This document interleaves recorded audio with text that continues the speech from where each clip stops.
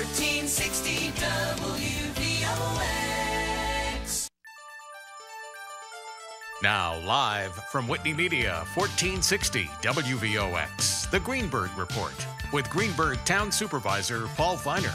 You can join in the conversation at 914-636-0110. Now on 1460 WVOX, here's Greenberg Town Supervisor Paul Feiner. Hi, my name's Paul Feiner. I'm the Greenberg Town Supervisor, and we have a very interesting program today. My guests are Allison Wackesback and Allison Hart, and they're... Wendy. What did I say? Wendy. I'm that's sorry. Okay. You know what? That's okay. And Wendy Hart, and they're involved in HeadsUp Rivertown, and they're part of a PTSA Irvington initiative. So could you just maybe start by just telling us a little bit about both of you?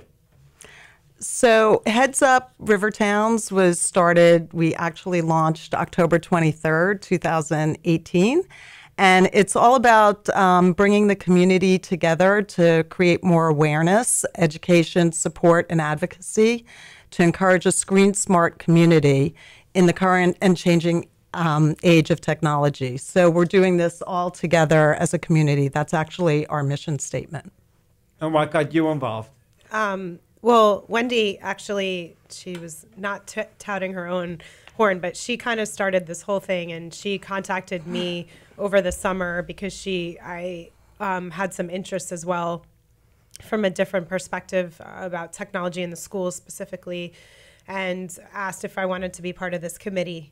And it's pretty remarkable. Since the end of October, we've grown. We have 252 members. We have 4 villages involved in our program now, and all of them are in the process of getting HeadsUp as part of their own PTAs as well. So we're really excited about the incredible interest that this is drumming up. Now you're having the 3rd annual Great for a Day event. Mm-hmm. Well, it's actually monthly, so this will be our really? 3rd month, Right. Because we just started it. And the first Thursday of every month, we're trying to use the idea of gray for a day, so turning your phone on to grayscale to create awareness around how much you actually use your phone. It actually takes a lot of the enjoyment out of your phone when it's in black and white, and it triggers different sensory processing in your brain when it's color. So what I notice when I do it is when I switch back, how intense it is. And that's sort of what we want people to be aware of. And we're actually going to be layering other things into our Gray for a Day. So this month, which is March 7th, right? Mm-hmm. Yep. We're going to be doing a new level, which is called Stuck. I'll let Wendy Yes. explain it. So we've actually had great support from our Irvington Student Council, which is wonderful because they're really interested in developing healthier habits with their phones. So we came up with the Student Council president. I'm giving a shout out to Eva Gilbert, who's been fantastic to work with. We've come up with the Screen Time Usage Challenge. So we're asking students to not only turn their phone to grayscale, but then on the iPhones, it measures your screen time usage on a daily basis. So we'll see how much it decreases from the day before. And if you're on Android, there's an app called Moment or Quality Time. So, and then we're also asking the principals, very receptive, and asking all the staff and administrators to be involved. This is like so interesting. So I never realized that you could turn your phone and get rid of the colors. Yeah. Yep, and it's quite easy to do actually, and then it's not as fun. You know, it's not as fun to look at pictures. But I think just to back up, this is all different ways of creating community awareness about how much we use our phones and what we're doing on our phones and how that makes us feel. So really, why we started this, what inspired us was a presentation by a psychologist, Sharon Maxwell. She came to the schools, or our community. Another organization called Rivertown Parents signed her up to come and speak. And she shared with us a lot of very valuable information about what's happening in the adolescent brain when it comes to technology and what's not happening, which is is even more disturbing. We have to take a break, and I'm Paul Feiner, and after the break, we're going to talk with Wendy Hart and Allison Wagasback about the PTSA, the Irvington initiatives, and a little bit more about Great for a Day. Are there other action steps that we could do to make the phones, the smartphones, less addicting? This is really very interesting. So thank you. Thank you. I'm Paul Feiner. Thank We'll you. be right back.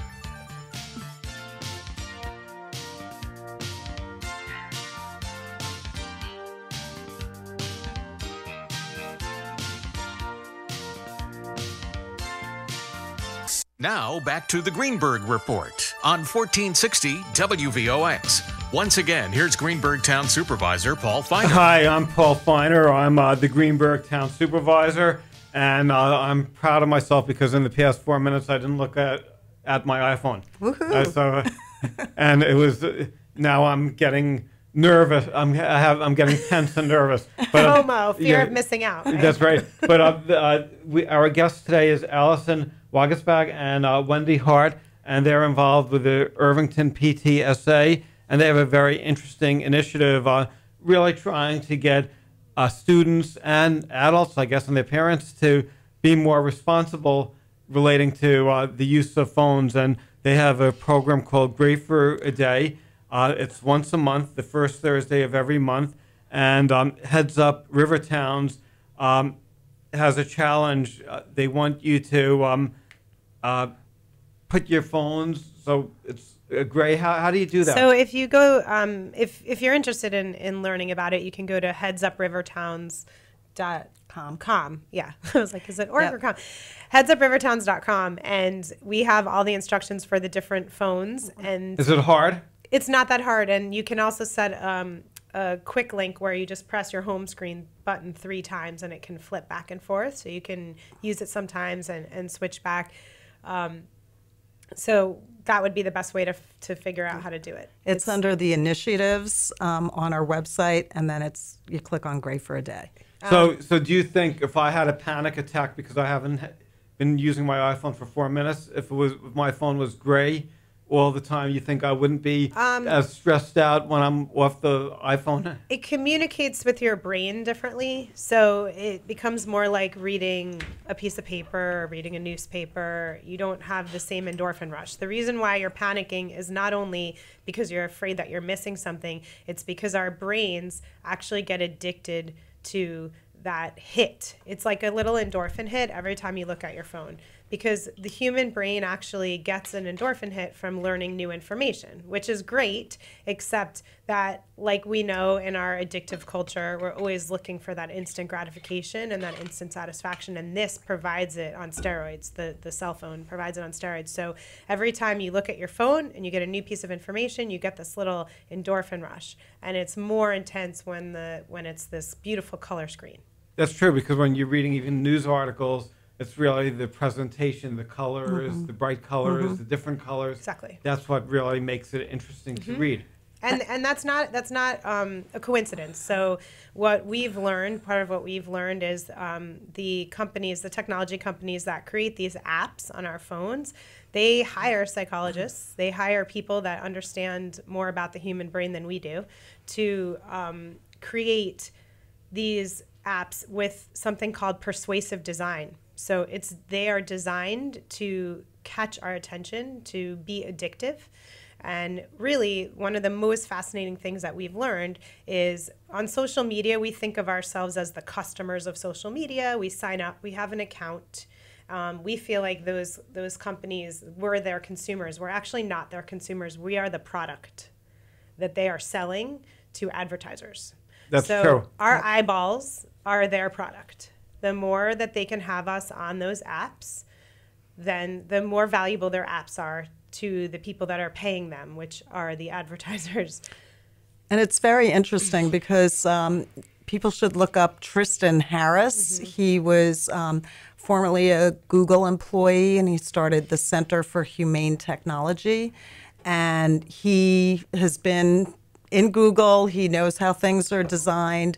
And even like Snapchat streaks, they're streaks. So if you miss a day, it makes the kid feel, like, oh my God, like it's the end of the world. And so everything is designed to keep you on longer. Games, like to move up the next level. Right. So they have our eyes to... Even the when you pull down to refresh, that simulates a slot machine movement, like when you would pull the slot machine down and wait for what's going to come up. So there's no mistakes here, and there's no coincidences. Everything has been very persuasive, thought through with this persuasive design strategy, and it's working. Like, it is working in like gangbusters, and that's what's scary about it. And you're right, we are the products. Mm-hmm. We're the products, yeah. And just to be clear, like, there's a place for technology. It does wonderful things. It can bring communities together. It can offer us lots of access to information that we never had before. So this is not about bashing technology in any way. It's just allowing us to understand it so that we can use it instead of it using us. Now, the kids, when they're meeting with you or other parents, they probably are saying, oh, this is great. When they home like an hour later, do they go back? Do they keep it great, do you think? Or do you think? We don't know. We're just starting. It's a start, and it's just a start to make people aware. Like, this is the first step. And as we have discussed, technology is great. It brought wonderful things into our lives. It brings you back to people from your past. And I mean, there are some wonderful things to it. But the thing is, we just have to see now, take a step back and say, let me use my technology as a tool. I don't want it to use me. And just to have, and it's not about being off it's about living your life It's really more. a balance. Exactly. It's like you don't really want people to say, my whole life is the iPhone. Right. You want people to use the iPhone within reason, Right. and Right. realize that they don't have to. Yes. And be on it. Go outside, enjoy And that's nature. And what we're seeing with kids, especially with teenagers, that we're talking about how this is such a connective, this technology allows you, these Facebook, social media allows you to connect with more people, but people are lonelier than they've ever been.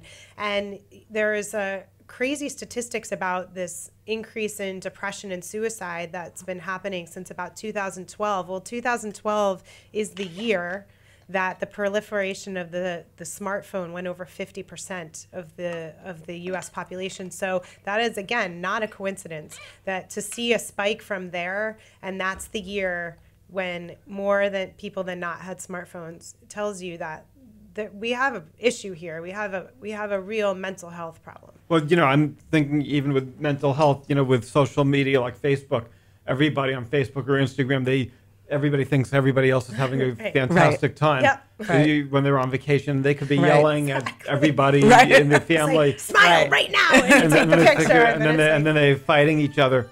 We have to take a break, and we'll talk more about Heads Up Rivertown. And again, this Thursday is Gray for a Day, and the challenge is to put your iPhone on gray, and to see if you'll enjoy it, and you probably won't. And to get stuck, right? To lower your usage for the day. That's right. And then we could give people a choice of a hike or their iPhone, a great iPhone.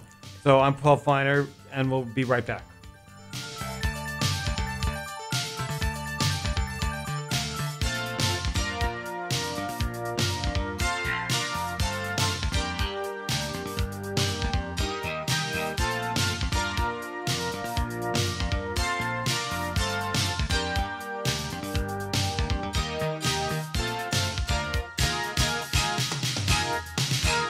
Take to the airwaves with us every day at Westchester's only remaining local community station, 1460 on your AM dial, or streaming live right now at WVOX.com. Better yet, download the WVOX app and take us with you wherever you go. 1460 WVOX.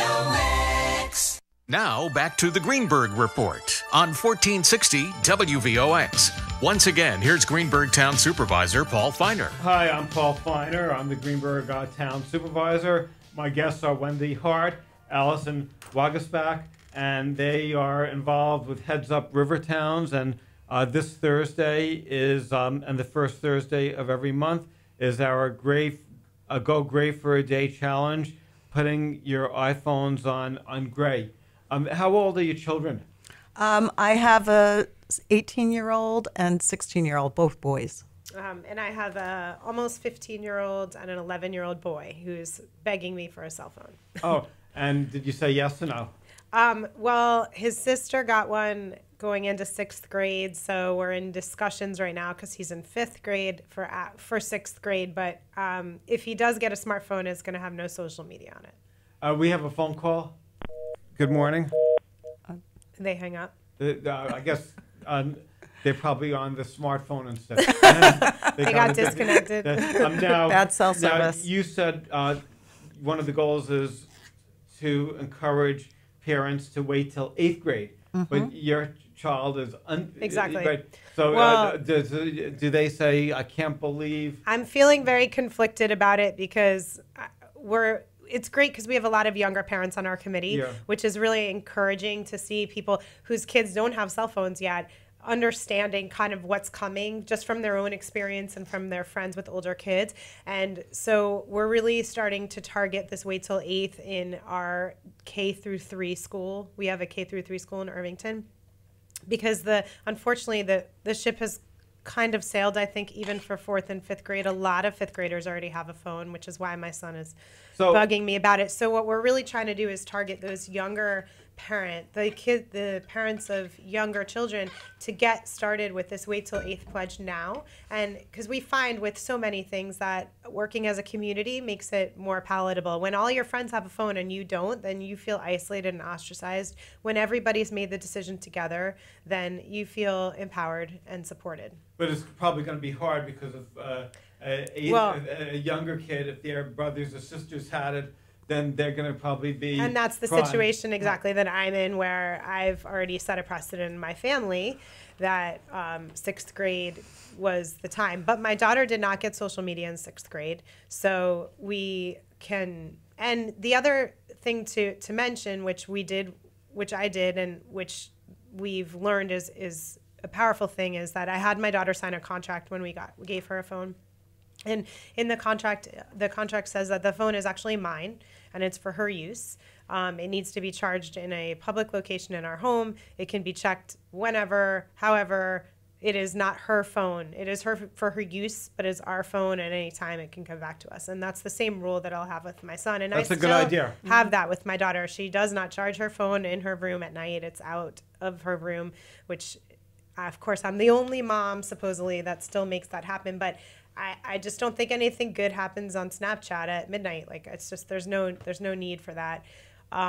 And social media is kind of so my son will probably get a smartphone, but he will not have social media for a long time. It would be interesting if the phones, if the Apple and both of them, if they would have like phones that are only gray for like a child phone.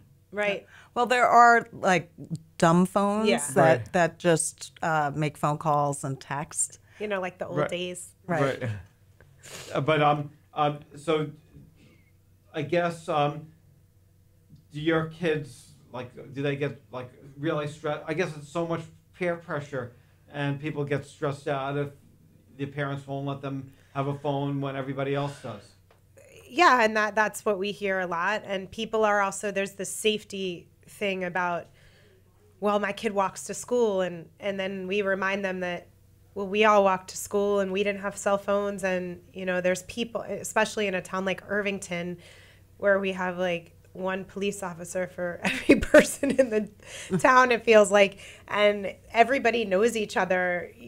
People have eyes on your kids all day, and my son walks to school and he doesn't have a phone, and if he doesn't get to school, I'm confident that the school is going to call me, or somebody's going to see him on the street, or somebody's going to stop and help him, and it's a quarter of a mile from my house to the school. So I think that it's balancing this perceived fear versus what's actually a fear.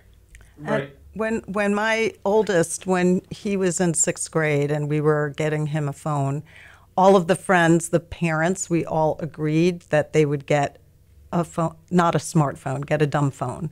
So all this group of boys, they all had the same phone.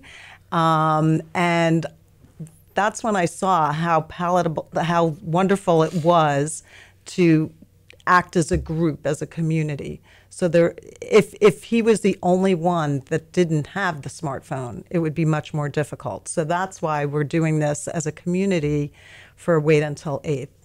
No, I think it's a very interesting idea. Now, do you have any therapists who are helping you with suggestions? Yes, so one of our board members, Amber De Silva, is a Sleepy Hollow Tarrytown resident. She's on HeadsUp Sleepy Hollow Tarrytown, and she happens to have a practice in Irvington.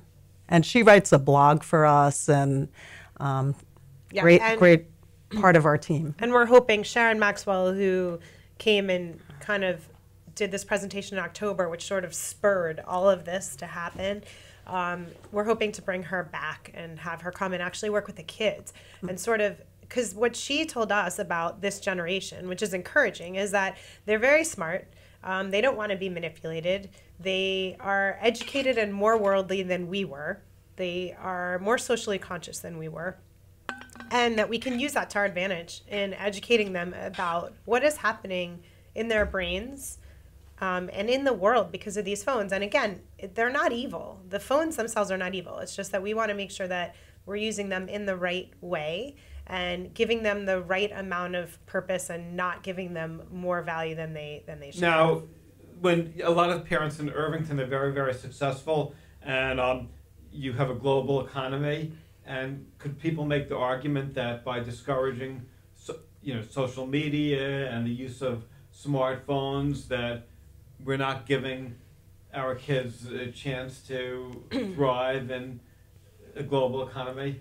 Or is that just an excuse that basically, people will say because they just want to use the phone?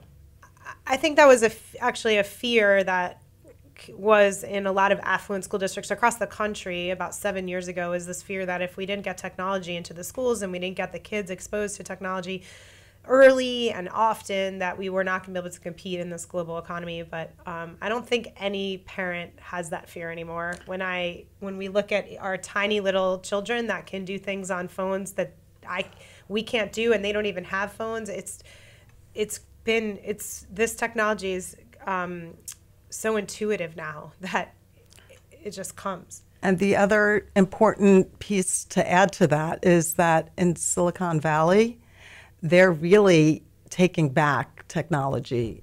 And a lot of school districts in Silicon Valley, they are not allowing technology in the schools. And Bill Gates and Steve Jobs didn't let their children have phones until they were 14. So there's something about it. And there have been articles in the New York Times about the nannies in Silicon Valley. They're not allowed to use phones when they're working as no nannies screens, now, and no screens for the kids. It's like this pullback. It's really interesting, actually, because they saw smartphones and this kind of technology as trying to bridge the income divide. They thought that it would make a level playing field, but now it's the more affluent school districts are trying to roll back out of the technology. And then you have on the other side, you have schools that are going completely digital. And those are actually more of the lower income schools in a lot of cases, because they feel like they're trying to balance out and give their kids more advantages, but it's making the divide wider is, I guess, what I'm saying. So does the Irvington schools let kids bring the cell phone to school? And would you feel that the school district should say during the 8 to 3 school hours, nobody could have a phone? Well, right now we're a bring your own device is our policy. And that was, I think you alluded to before, is because everybody had a device, so that's what it was. We've met with the superintendent of the school, and we started discussions about how we would like these to go away, the cell phones. Sorry, nobody can see. And just also decide, do certain classes need technology? It doesn't necessarily need to be in every classroom. Right, but it would be interesting if a school would say, the minute you get there, you have to deposit your After phone. the break, we can Talk about that. a little Yeah. bit more. If Okay. that's okay. Yeah. I'm Paul Feiner, Greenberg Town Supervisor. We'll be right back.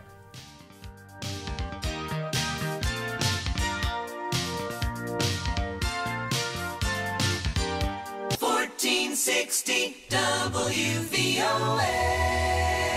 Now back to the Greenberg Report on 1460 WVOX. Once again, here's Greenberg Town Supervisor Paul Feiner. Hi, I'm Paul Feiner, the Greenberg Town Supervisor, and Allison Wagasback and Wendy Hart are with the Irvington PTSA, and they are involved in an effort. It's called Great for a Day, and it's this Thursday, March 7th is the third one, and they're encouraging the community to encourage their kids to spend less time on their phones. And the adults, too. And the adults, too. And how much time do you think most people spend on their phones now? Well, it's the newest iPhone operating system, whatever it is, has the measure where you can see what your screen time is. So just challenge yourself. Take a look at your screen time. You'll probably be a little bit shocked at how many hours of screen time you spend on your phone a day, because you wouldn't think that you spend 3-4 hours on your phone every day, but it tracks what you're doing. Do you spend a lot of time? Well, I spend definitely some time, but I also use the only glitch that I've found with that tracking is that the music is part. Like, I use streaming music. I use Spotify, and I teach yoga, so like I'll use my music for an hour and 15 minutes, and that'll go into my screen time for the day. So there's some disparity with what I'm actually doing versus the music. But yes, still, even the days I don't use music, it's shocking. Now, the Irvington PTSA did something really very good. You purchased shoe racks. So we were having the conversation before about specifically the Irvington School District and their policy around technology in the classroom, and they're evolving their policy as we speak. It's a slow-moving process just because we have to find funding and write up new guidelines, but we are hoping to move to a one-to-one model, meaning that there'll be Chromebooks available in every classroom for when the technology is being used, and then when it's not being used, the Chromebooks would not be in use, and that would mean that the kids would never need their cell phones in class, which is the goal. But in the short term, there are lots of classes where they're not using technology regularly.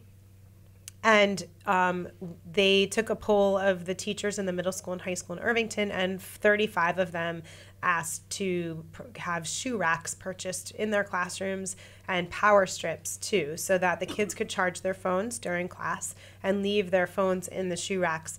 And the school district came to the PTSA and asked if we would be willing to fund that effort, which of course we enthusiastically were. And they just deployed the shoe racks within the last couple of weeks. And does each one have like a charger? Yeah. So that's a big amenity. Exactly. Mm-hmm. It's like it's an extra incentive, and some of the teachers are starting to come up with their own strategies for how to deploy the shoe racks, class participation points. Or, there's the getting in trouble if you use your phone, but there's also the giving you extra credit for not using it. And we haven't gotten a good read yet because it's so new on how successful it is and what the different teachers are doing. But we're hoping that as they learn and develop some best practices, that it will expand. That is. And there was some meeting with the student council. They were very pleased that this was being done. Mm-hmm. That is great. Mm-hmm. And the student council consists of what ages? The high school. High school, yeah. High school seniors that we met with. What the kids will push until someone pushes back a little bit. Kids will push the boundaries, and they're looking to us to help them set boundaries. That's what we do as parents. That's our job. And most of us are really good at setting boundaries in a lot of ways. And in this area of technology, I think partly because we don't know how to set our own boundaries, we have maybe let our kids down a little bit in setting boundaries for them. That is great. Now, the PTSA, you're doing other things besides just the phones, right? You mean with HeadsUp? Yeah. Yeah, so, the Wait Till 8th initiative is something that I'll let Wendy speak about. Yeah, so we're we are introducing to the lower school about having people sign up to commit to not giving their children a smartphone until 8th grade or later. And even though that we're saying to give a smartphone, we also want people to be mindful of what are you letting on that smartphone. Right.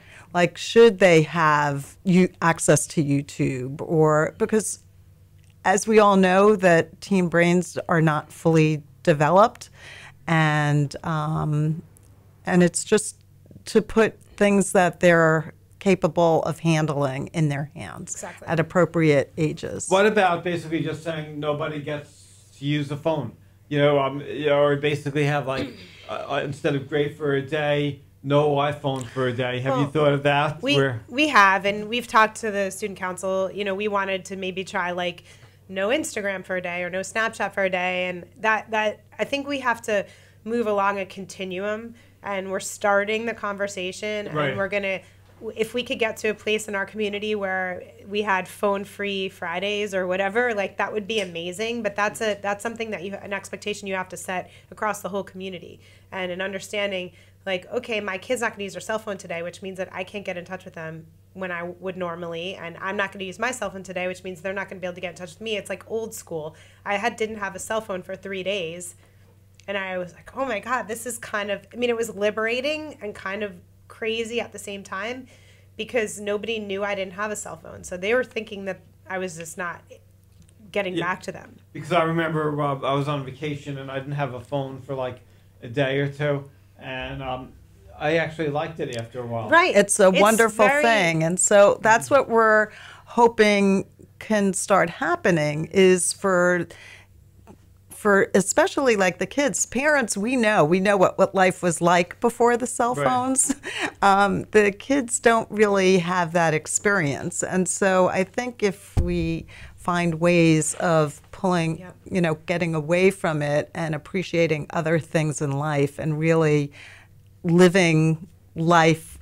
And even creating some, etiquette in your home. Like we try to do phone-free Friday dinner. So no one has their phone, and we're sitting as a family and we're talking and just trying to establish, like my daughter, I was so happy to hear her tell somebody that she's like, it's really rude to look at your phone during dinner. I don't even look at my phone during dinner. And I started to notice that she actually doesn't. And I was so grateful to see that, just to create some of those boundaries and understand that. It's funny because a couple of years ago I interviewed on this program a young girl from Hastings who got a lot of attention for not using the phone for a few weeks, not using the computer or the phone or whatever. So it really would be interesting. I wonder if the PTSA should sponsor an essay contest or a contest, the student who uses the phone the least, and maybe they could write an essay about it. Oh, that's cool. Actually, we're trying to create motivation with food, because teenagers, are hungry. So with our stuck piece of our challenge, we're asking the kids to send us a screenshot of their usage decrease and the most decrease of usage each one kid per grade. So the one kid per grade that had the largest decrease percentage of usage for that day is going to get a gift card for that's great. That's an incentive. Yeah. Yes. But some people would probably prefer the phone than lunch, right? Exactly. Well, kids need to eat. They recognize food too. So we're hoping, and this is all just about getting the conversation started. And I'm thinking of, if it's okay with you, of posting some information about what you're doing on the Greenberg Town website and encouraging people to participate. That'd in be this great. effort. Be wonderful. It's like That'd be great. franchising your idea. Is that okay? Mm-hmm. Of That's course. wonderful. No, take Yep. it, spread it. We'd love to. That's great. And is there any? We only have about a minute and a half left. Is there any other things that you wanted to, cover? I think we just wanted to take this opportunity to thank you for having us on the show and for reaching out to us. You sent us very nice letters in the mail, which was very nice. To get a letter from Paul Feiner inviting us to join you today, and we're very, very grateful for that. Yeah, opportunity. we really appreciate it. Oh, well, this is a very interesting initiative. I was thinking, I said, when I didn't have my phone when I was on vacation. My daughter didn't have the phone. I said, "Oh, that's really so exciting to be able to talk to your daughter." Exactly. And Face-to-face conversation. It was like, yeah. I said, "What's this? This is like so unique." Right. But it really could improve everything in life. People are just, like you said, they're not socializing. They're. It really, Right. I think, is an important initiative, and I think it's great that the PTSA in Irvington is organizing. How many people do you have working on this committee? I think there's probably about 15 of us throughout all, maybe closer to 20 maybe, throughout all of the villages. So we have Sleepy Hollow, Tarrytown, Irvington, Dobbs, and Hastings are all part of our initiative now. It's really exciting because they're all building, each subgroup is building their own community of people within their village to expand this. So it's powerful. It's a powerful thing. When you have a meeting, if a parent or a member of the committee, if they look at their iPhone, do they get kicked? No, No. there's no shaming. There's no shaming. yeah. Do you see that sometimes people during the middle of a meeting? Actually, I feel that our group of people are very engaged and we're all very passionate about this topic. Yes. So when we're in the meeting, it's we have a all lot- about what's going on in that meeting. We have a lot to get accomplished. Yes. So, and there was an interesting, when you were talking about your interaction with your daughter. So Amber, the therapist on our committee, had mentioned JOMO, which I had never heard of, which Yeah. is, instead of fear of missing out, it's the joy of missing out. Right. So hopefully we can have people find more JOMO in their lives. Do you have a website? Yes. What's It's HeadsUpRivertowns.com. HeadsUpRivertowns.com. Yep. And you don't have to live in Irvington if people. Absolutely not. Nope. It's a concept that Anybody go. can join and Anyone, sign up. please do. Yep. That's great. Thank so you. I'm Paul Feiner, Greenberg Town Supervisor, and I'll speak to everybody next week. Thanks a lot. Thank you. Thank you.